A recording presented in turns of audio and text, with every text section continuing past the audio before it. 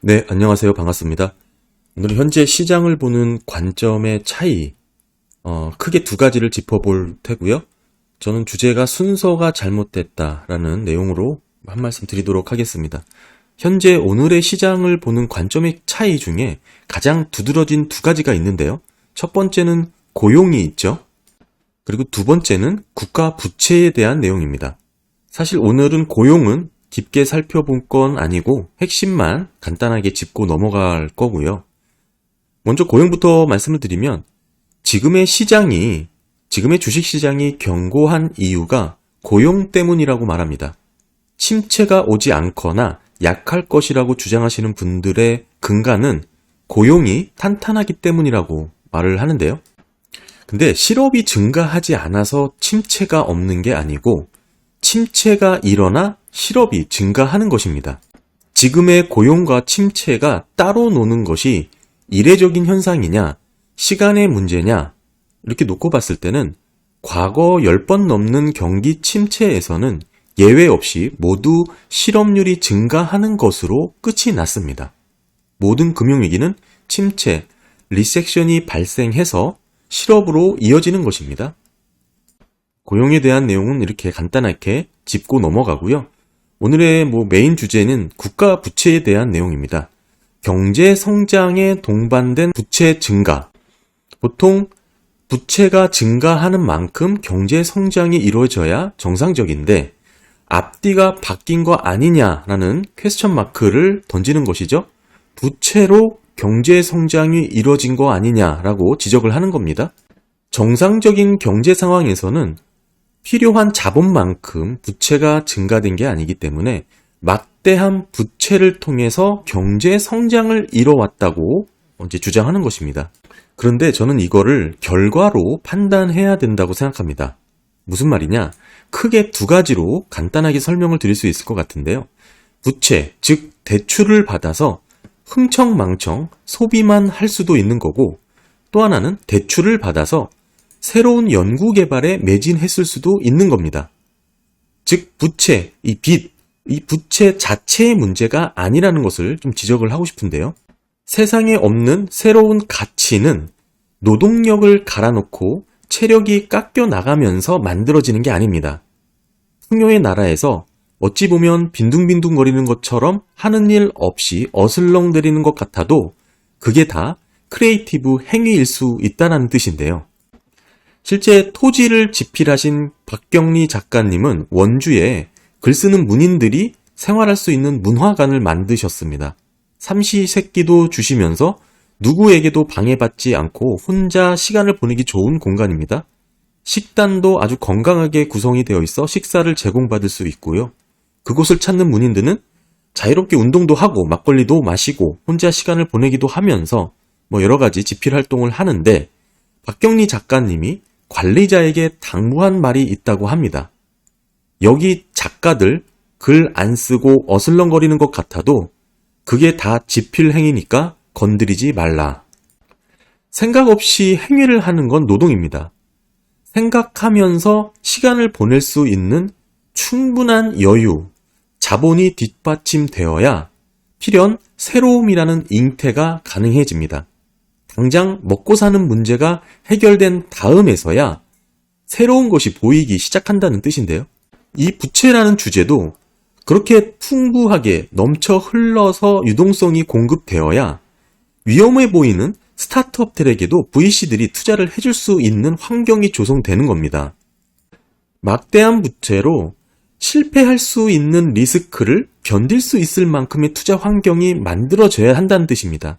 이 세상에 없던 것을 만들기 위한 과감한 투자가 이어지려면 이렇게 막대한 부채가 필요할 수 있다는 뜻이죠.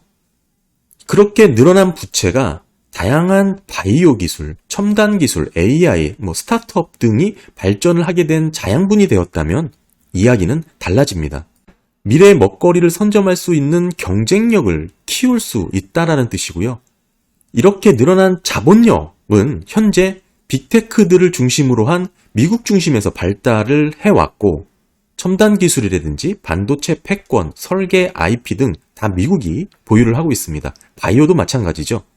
지금 떠들썩한 챗 GPT가 미국에서 만들어진 내용을 잘 면밀히 살펴봐야 됩니다. 지금의 빚, 부채가 결국 새로운 가치가 만들어지는데 토양분의 역할을 했다면 과연 이렇게 들어간 연구 개발 비용이 이게 부채로 조달했다고 해서 과연 이게 나쁜 빚일까요? 나쁜 부채일까요? 미래를 장악하기 위한 부채, 빚, 미래를 선점하기 위한 부채라면 다르게 해석을 해야 된다는 취지입니다. 최근 이슈가 되는 게 장기부채 사이클 이론입니다. 부채로 모든 것을 덮어버리는 이런 장기부채 이슈인데요. 지금까지는 분명 부채의 효과가 뚜렷했다고 인정을 합니다. 하지만 이 부채, 장기부채 사이클이 현재는 막바지에 다다랐다. 그 끝은 모두의 공멸이다. 이 악순환의 끝은 어떻게든 해결될 것이다 라고 주장하는 건데요. 인플레이션이 생기면 해결하기 위해서 높은 수익률을 위해 돈을 더 풀어야 하는 아이러니가 지금 이 현재 장기부채 사이클의 마지막 단계라는 것을 언급을 하고 있습니다. 좋든 싫든 문제는 부채라는 늪에 한번 들어선 이상 이걸 벗어날 정상적인 방법은 없다라는 것에 있죠. 지금 현재 잠시 발생한 인플레이션이 어느 정도 현재까지는 잘 잡혀나가고 있는 모습이 나오는데 이 또한 이 정도 부채니까 이 정도 잡히는 거지 앞으로 금리는 더 낮추고 부채는 더 늘어나게 되면 결국 더 큰 인플레이션이 올 것이고 또 낮추고 또 늘어나고 결국 이런 장기부채 사이클의 그 폭이 커지면서 강도도 세질 것이다 라고 주장을 하는 것입니다. 그래서 많이들 보는 그래프가 이거죠. 쭉 보시면 디플레이션의 시대를 끝났고 인플레이션 시대가 이어질 것이다. 뭐 이러면서 자산 가격이 떨어질 것이다. 뭐 이렇게 주장을 하는데 이거는 알 수가 없다라는 뜻입니다. 예를 들면 지금 가장 인플레이션 기간이 길었던 구간은 지금 다시 도래할 것이라고 주장을 하지만 이게 디플레이션 기간이 더 길어질지는 알 수 없다라는 뜻이죠. 인구가 줄어서 생산력이 떨어진다. 즉 노동 가능 인구가 줄어들게 되는데 이게 문제라고 지적을 하는 것이죠. 생산력은 저는 떨어지지 않는다고 보고 있습니다. 단순히 인구가 줄어든다는 이유로 성장력이 약화될 것이라는 주장에는 한계가 있어요. 이 생산력의 또 다른 정의가 필요한 단계인데요. 저는 이 생산력 자체의 크기가 줄어들진 않을 것이라고 보고 있습니다. 인구가 줄어들어 생산력이 떨어진다는 논리는 인간의 노동력은 그 자리를 로봇과 AI가 대체하게 될 것이라는 주장과 팽팽히 맞서고 있습니다. 로봇이 일하고 그렇게 일한 로봇에 세금을 부과해서 인간에게 소득을 분배하는 논의가 분명히 활발해질 것이고요. 이 과정에 AI 등 기술 발전은 스스로 소득을 창출하는 시도가 빈번해질 것이고 이런 속도가 더욱 빨라질 것입니다. 물론 초기에는 이 자본 분배의 문제가 확실하게 정립이 되지 않았기 때문에 문제가 더 심화될 가능성이 있습니다. 더 가진 자가 더 가지고 극단의 양극화가 심화된다는 뜻이죠. 나라도 마찬가지입니다. 이런 측면에서 놓고 보면 오히려 첨단 기술 중심의 미국 패권을 유지하는 것은 너무나 자연스러운 생각입니다. 오히려 패권의 강도가 더 강해질 것이라고 보고 있는데요. 노동력에 의한 생산성 증가 효과가 나타나지 않았습니다. 과거. 그래서 지금은 그 간극을 자본력에 의한 생산성 증가 시대로 메꾸고 있는 단계입니다. 하지만 앞으로는 다음 시대는 첨단 기술에 의한 생산성 증가 시대가 올 것입니다. 아직도 생산 노동 인구만으로 생산성을 계산하면 오류에 빠질 수밖에 없습니다. 노동력만큼 생산성이 좋아지는 시대가 아닙니다. 당연히 저성장이었죠. 그래서 그 갭을 메꾼 것이 자본이었습니다. 부채가 메꿔졌던 게 지금의 경제 상황입니다.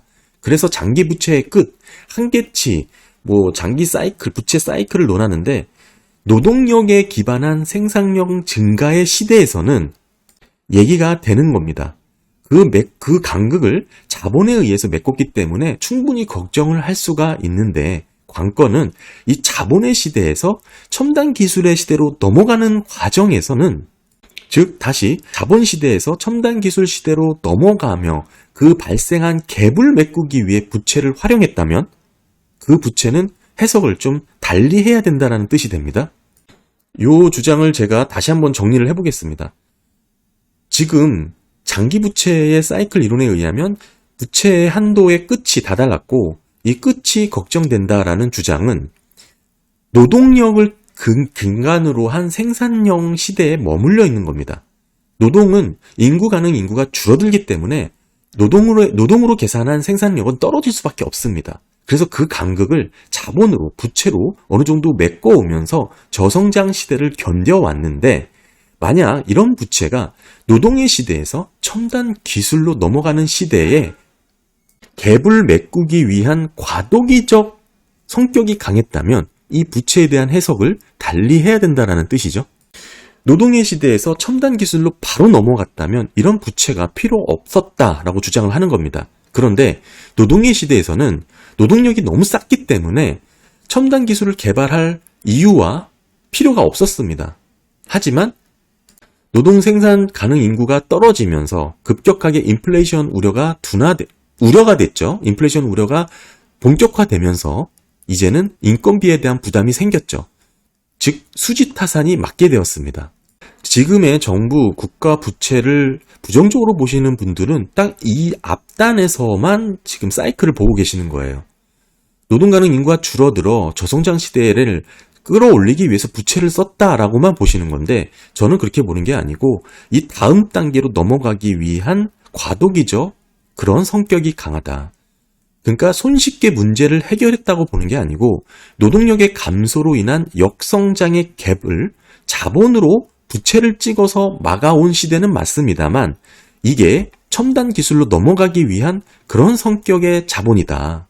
궁극적으로는 퀀텀 점프가 가능한 시대, 성장의 새로운 단계를 진입을 앞두고 있는 시대, 자본의 생산성이 아니고 첨단 기술의 생산성의 시대다라고 표현을 하고 싶습니다. 이는 또 한 번의 놀라운 생산성 폭발의 기회가 될 것인데요.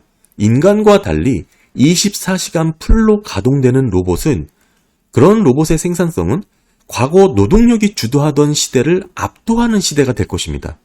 이런 노동력이 첨단 기술로 넘어가는 중간 과정에서의 자본 시대, 부족해지는 생산 인구를 로봇이 대체하기 위한 갭을 메꾸기 위한 과도기적인 시대, 이런 시대의 부채 시대, 이게 정말 문제일까요? 저는 개인적으로 이 정도 상황이라면 이 생산성이라는 성장률 측정 방법이 과거에 머물러 있어서는 안 된다고 생각합니다. 예전에 노동 자원이 귀하던 시절의 기준으로만 보게 된다면 한계가 있다는 뜻입니다. 새로운 논의가 필요해 보이고요. GDP를 측정할 때도 수요를 중심으로 이루어지는 선진국의 숫자와 노동 집약으로 이루어지는 경제활동이 이루어지는 GDP의 차이가 분명 있다라는 뜻입니다. 시간이 지나면 기술 발전으로 한계 이익은 증가를 하게 됩니다. 자본의 재분배가 효율적으로 이루어진다면 정체 없이 자본주의는 지속적으로 발달하게 될 것이고요. 이렇게 변화하는 생태계에서 부채에 대한 그레이트 리셋에 대한 기회, 논의, 방법은 어떻게든 생길 것이라고 봅니다.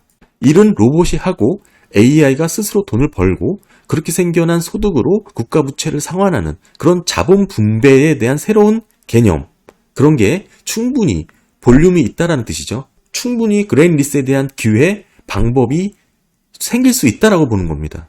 즉 생산성을 따지는 가치 자체가 달라질 수 있다는 것을 의미하고 그 틈에서 지금의 막대한 부채에 대한 인식과 리셋 과정은 논의해 볼 여지가 있다라는 뜻이 됩니다. 그래서 앞으로의 인간은 어떤 모습일까? 앞으로는 인간다운 인간이 가장 가치 있는 사람이 되지 않을까라는 생각을 해보고 있습니다. 사람이 보더라도 편안하고 따뜻하고 재미있고 서로 만나면 같이 있고 싶고 함께 하고 싶어 하는 사람들, 그런 사람들의 가치가 더 높아질 것이라고 보고요. 자녀를 키운다면 이 점을 꼭 염두해야 된다고 생각합니다. 인간적으로 매력적인 사람이 기회가 더 많아지는 게 앞으로의 세상일 거라고 생각을 합니다. 장기부채 사이클을 논하는 분들이 지금이 막바지라는 의견은 저는 미래를 보지 못한 과거의 그래프의 모습에 너무 매몰돼 있다라고 생각을 하고 있습니다.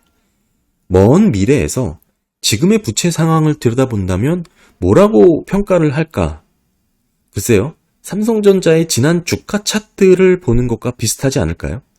예전에도 상당히 주가가 많이 올랐다라고 생각했지만 먼 미래에서 놓고 봤을 때는 그때가 또 저점이었던 것처럼 그런 모습이지 않을까 생각을 해봅니다.